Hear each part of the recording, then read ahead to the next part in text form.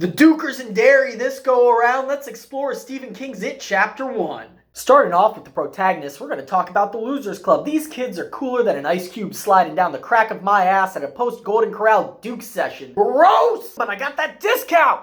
And these little bald tuggers are busy in between throwing hands with an interdimensional deity and not having an uncomfortable gangbang in the sewer to help them remember it.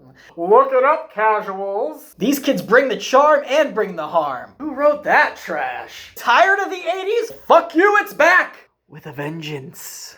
But their chemistry is on point and their sass is class. Who keeps writing this? What are a bunch of plucky fuck duck kids without a good antagonist?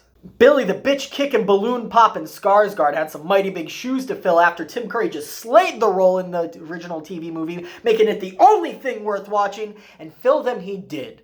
With cement, and then threw him in a lake, which I had to save him from. You know how much stress that puts on me! The man, nay, the god, brings such a hypnotic quality to the role that you can't help but be immersed in any time he shows up on screen and just never think to yourself, God, why are your kids fucking around with that scary clown? You just believe it. Creepy clown dab.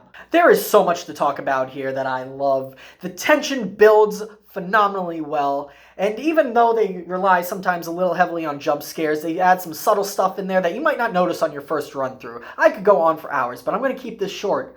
Like my temper. Now, while the tension builds wonderfully, much like my colon after eating some Chinese food, if you know what I'm saying, the release can be a little underwhelming, especially when it's a jump scare after jump scare that you can almost measure to the beat. Not to mention downplaying the role of Mike Hanlon. He is crucial to the research history of Derry, and they give it to Ben Ham playing it. Fucking racists! Initially, I was very hesitant about this movie. The clown seems too scary, and it seemed like it was going to lack restraint. And while it does tread familiar ground in some areas,